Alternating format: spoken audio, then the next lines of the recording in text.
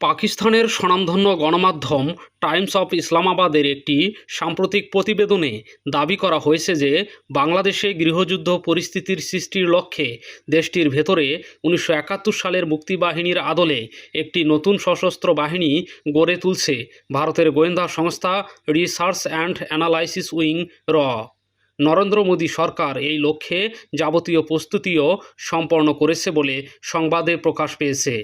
বেশ কিছুদিন ধরেই আন্তর্জাতিক ও স্থানীয় গণমাধ্যমগুলোতে এই তথ্যটি নিয়ে ব্যাপক গুঞ্জন চলছে। সম্প্রতি বাংলাদেশের বৈষম্যবিরোধী ছাত্র আন্দোলনের অন্যতম নেতা হাসনাত আবদুল্লাহর ভারতের 7 সিস্টার্স রাজ্যগুলোকে বিচ্ছিন্ন করার হুমকির পর এই খবরটি যেন আগুনে ঘি ঢেলেছে। এরই মধ্যে ভারতে বাংলাদেশি সন্দেহে একজনকে পিটিয়ে হত্যার ঘটনায় দুই দেশের সাধারণ জনগণের মধ্যে এক ধরনের প্রকাশ্যে বৈরী মনোভাব জন্ম দিয়েছে। পাশাপাশি ভারতের গণমাধ্যমগুলোতে উলফা নেতা পরেশ বড়ুয়ার বাংলাদেশে অবস্থান সংক্রান্ত খবর পরিস্থিতিকে আরও উত্তপ্ত করে তুলেছে। পাকিস্তানের গোয়েন্দা সূত্রের বরাতে টাইমস অফ ইসলামাবাদ আরও যোগ করেছে, ভারতের এই ছায়া বাহিনীর মূল লক্ষ্য হবে বাংলাদেশের অভ্যন্তরে চোরাগুপ্তা হামলা ও সহিংসতা চালিয়ে একটি কৃত্রিম গৃহযুদ্ধাবস্থা তৈরি করা। প্রতিবেদনটির তথ্য অনুযায়ী ইনকলাব মঞ্চের মুখপাত্র শরীফ ওসমান হাদির নির্মম হত্যাকাণ্ড বাংলাদেশকে এক অগ্নিগর্ভ পরিস্থিতির মুখোমুখি দাঁড় করিয়েছে। গত বছরের 12ই ডিসেম্বর ঢাকার বুকে হেলমেট পরা একদল বন্দুকধারীর গুলিতে গুরুতর আহত হন হাদি। পরবর্তীতে 18ই ডিসেম্বর সিঙ্গাপুরে চিকিৎসাধীন অবস্থায় তিনি শেষ নিঃশ্বাস ত্যাগ করেন। 2024 সালের শেখ হাসিনা বিরোধী গণ অভ্যুত্থানে সম্মুখ সারিতে নেতৃত্ব দেয়া ইনকলাব মঞ্চের এই মুখপাত্রের প্রস্থান কেবল একটি সাধারণ হত্যাকাণ্ড নয়, বরং এটিকে দেশজুড়ে একটি সুপরিকল্পিত বিশৃঙ্খলা সৃষ্টির নীল নকশা হিসেবে দেখা হচ্ছে। হাদির মৃত্যুর খবর ছড়িয়ে পড়তেই রাজধানী ঢাকাসহ সারা দেশে গণবিক্ষোভ শুরু হয়। উত্তেজিত জনতা প্রথম আলো এবং দ্য ডেইলি স্টারের মতো দেশের শীর্ষস্থানীয় গণমাধ্যমগুলোর প্রধান কার্যালয়ে অগ্নিসংযোগ করে, যেখানে বহু সংবাদকর্মী আটকা পড়েছিলেন। এমনকি বাঙালির সাংস্কৃতিক ঐতিহ্যের প্রতীক ছায়ানটের ভবনেও ভাঙচুর ও আগুন দেয়া হয়। এই প্রতিষ্ঠানগুলোর বিরুদ্ধে ভারতের প্রতি অতিরিক্ত পক্ষপাতিত্বের অভিযোগ তুলেই মূলত এই হামলা চালানো হয়। শেখ হাসিনা সরকারের পতনের পর ভারতে তার রাজনৈতিক আশ্রয় এবং দিল্লির সাথে ঢাকার তৈরি হওয়া কূটনীতিক দূরত্বই দেশের সাধারণ মানুষের মধ্যে এই তীব্র ভারত বিদ্বেষী মনোভাবের জন্ম দিয়েছে। টাইমস অফ ইসলামাবাদের বিশ্লেষণ অনুযায়ী ভারতের গোয়েন্দা সংস্থা এই অস্থিতিশীল পরিস্থিতির সুযোগ নিয়ে একটি দ্বিমুখী বিপজ্জনক পরিকল্পনা বাস্তবায়ন করতে চাইছে। এর প্রথম ধাপ হিসেবে তারা নিষিদ্ধ ঘোষিত আওয়ামী লীগের নেতাকর্মী ও হাসিনাপন্থী অনুগতদের কাজে লাগিয়ে একটি অভ্যন্তরীণ সংঘাত বা গৃহযুদ্ধ বাধাতে চায়। পরিকল্পনার ধাপ হিসেবে বাংলাদেশের বিপুল সংখ্যক শিক্ষিত ও বেকার যুব সমাজকে ভুল পথে পরিচালিত করে উগ্রপন্থার দিকে ধাবিত করার চেষ্টা করা হচ্ছে। প্রতিবেদনে স্পষ্ট উল্লেখ করা হয়েছে যে তেহরিকি তালেবান বাংলাদেশ টিটিবি নামক উগ্রপন্থী গোষ্ঠীর মাধ্যমে তরুণদের নিয়োগ দেওয়া হচ্ছে। এই তরুণদের ব্যবহার করে একদিকে যেমন দেশের ভেতরে সহিংসতা ছড়ানো হবে, অন্যদিকে তাদের আন্তর্জাতিক অঙ্গনে ভাড়াটে যোদ্ধা হিসেবে পাচার করার একটি ষড়যন্ত্র চলছে।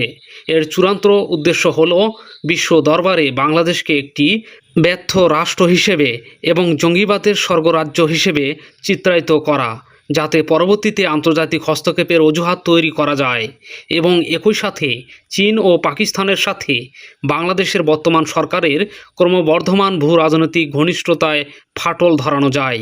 এই চাঞ্চল্যকর দাবিগুলো যদি সামান্যতম সত্য হয়, তবে তা বাংলাদেশের ভৌগোলিক সার্বভৌমত্বের জন্য এক বিরাট হুমকি। স্বয়ং নয়াদিল্লির সংসদীয় আলোচনাতেও স্বীকার করা হয়েছে যে বাংলাদেশের বর্তমান পরিস্থিতি 1971 সালের পর ভারতের জন্য সবচেয়ে বড় কৌশলগত বা স্ট্র্যাটেজিক সংকট।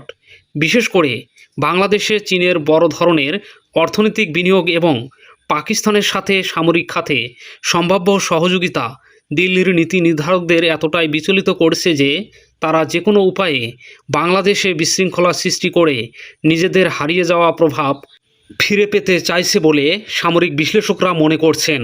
ফলে রাজপথে গণ অসন্তোষ সামলানোর পাশাপাশি বিদেশি গোয়েন্দা সংস্থাগুলোর এই অদৃশ্য চাল রুখে দেয়া এখন ঢাকার জন্য সবচেয়ে বড় পরীক্ষা।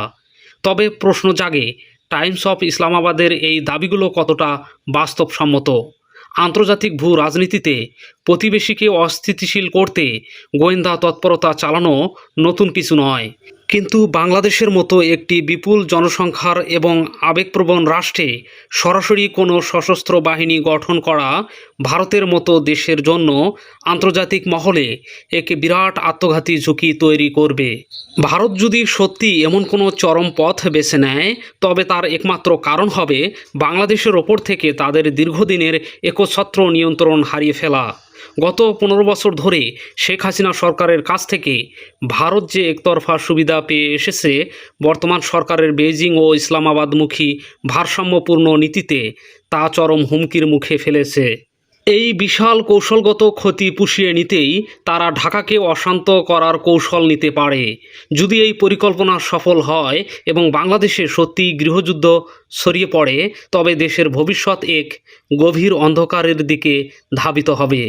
প্রথমত, দীর্ঘ কয়েক দশকে অর্জিত অর্থনৈতিক ভিত্তি সম্পূর্ণ ধসে পড়বে এবং সাধারণ মানুষের জানমালের কোনো নিরাপত্তা থাকবে না। দ্বিতীয়ত, বিদেশি সব ধরনের বিনিয়োগ ও বাণিজ্য বন্ধ হয়ে যাবে, যার ফলে বাংলাদেশ আন্তর্জাতিক পরাশক্তিগুলোর একটি প্রক্সি যুদ্ধক্ষেত্রে পরিণত হতে পারে। সবচেয়ে ভীতিজনক বিষয় হলো, এমন পরিস্থিতিতে দেশের স্বাধীনতা ও সার্বভৌমত্ব ধরে রাখা অসম্ভব হয়ে পড়বে এবং বারবার বিদেশি শক্তিগুলোর সরাসরি হস্তক্ষেপের পথ সুগম হবে। এই আসন্ন বিপর্যয় থেকে দেশকে রক্ষা করার একমাত্র হাতিয়ার হলো জাতীয় ঐক্য। সমস্ত রাজনৈতিক মতাদর্শ ও ভেদাভেদ ভুলে দেশের সার্বভৌমত্ব রক্ষায় দেশের সব পক্ষকে এক সুতোয় গাঁথা হতে হবে। বর্তমান সরকারকে অত্যন্ত কঠোর ও দক্ষতার সাথে সব ধরনের প্রোপাগান্ডা, গুজব ও অপপ্রচার রুখে দিতে হবে। পররাষ্ট্রনীতির ক্ষেত্রে কোনো একটি নির্দিষ্ট দেশের ওপর অন্ধভাবে নির্ভরশীল না হয়ে একটি সম্পূর্ণ স্বাধীন ও ভারসাম্যপূর্ণ নীতি গ্রহণ করতে হবে। দেশের প্রতিরক্ষা বাহিনী এবং অভ্যন্তরীণ গোয়েন্দা সংস্থাকে আরও আধুনিক ও ক্ষুরধারা করতে হবে, যাতে কোনো বিদেশি শক্তি দেশের ভেতরে কোনো নাশকতার জাল বিস্তার করতে না পারে। সর্বোপরি দেশের শিক্ষিত যুব সমাজকে উগ্রবাদের হাত থেকে বাঁচাতে পর্যাপ্ত কর্মসংস্থান সৃষ্টি এবং সুস্থ দেশপ্রেমের চর্চা নিশ্চিত করাই হবে এর দীর্ঘমেয়াদী এবং টেকসই সমাধান। বর্তমানে এটি স্পষ্ট যে বাংলাদেশ এখন আন্তর্জাতিক পরাশক্তিগুলোর দাবার মাঠে পরিণত হয়েছে। দেশের বন্দরগুলো বিদেশিদের নিয়ন্ত্রণে যাওয়ার উপক্রম। কক্সবাজার বিমানবন্দর আন্তর্জাতিকীকরণ করা হয়েছে। মিয়ানমার সীমান্তে তীব্র উত্তেজনা এবং বঙ্গোপসাগরে অপেক্ষা করছে বিভিন্ন শক্তিশালী দেশের রণতরী। নিরীহ এ বাংলাদেশটাকে চারদিক থেকে চেপে ধরার জন্য সব পক্ষ যেন মুখিয়ে আছে। অথচ এমন এক ক্লান্তি লগ্নে এই ছোট দেশে হাজারো মতভেদ ও দলের কোন্দল দৃশ্যমান। ভিন্ন মতের ওপর নির্বিচারে হামলা, জাতীয় প্রতিষ্ঠানগুলোতে ভাঙচুর ও অগ্নিসংযোগের মতো ঘটনা বিশ্ব দরবারে দেশের ভাবমূর্তি ক্ষুণ্ণ করেছে।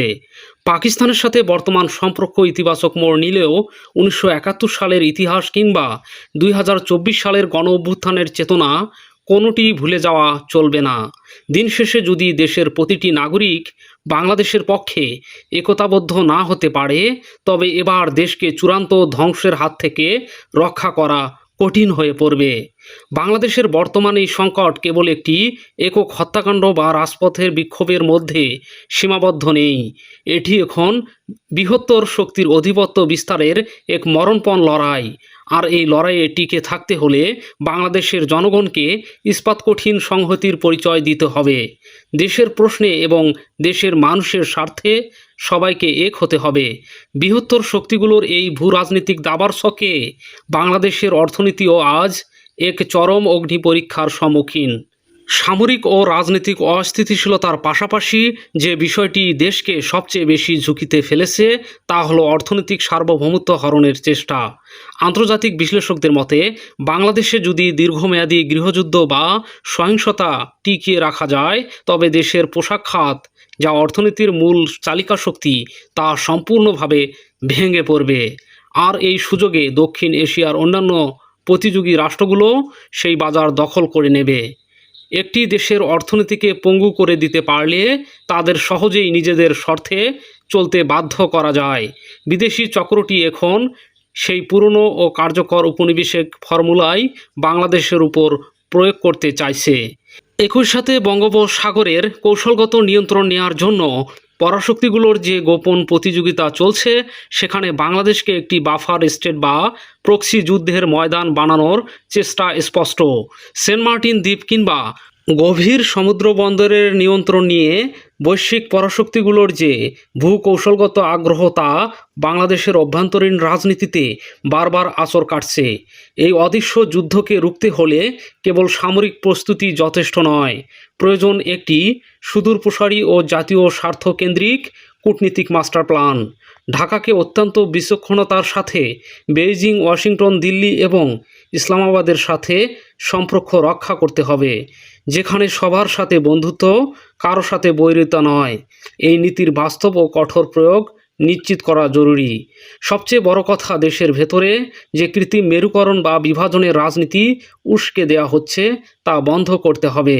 ইতিহাস সাক্ষী, কোনো দেশ তখনই বিদেশি শক্তির আগ্রাসনের শিকার হয় যখন তার অভ্যন্তরীণ দেয়ালে ফাটল ধরে। বর্তমান সরকার এবং দেশের মূলধারার রাজনৈতিক দলগুলোকে এই সত্যটি অনুধাবন করতে হবে। ক্ষমতার লড়াইয়ে লিপ্ত হয়ে যদি দেশের সার্বভৌমত্বকেই ঝুঁকিতে ফেলা হয়, তবে সেই ক্ষমতার কোনো মূল্যই থাকে না।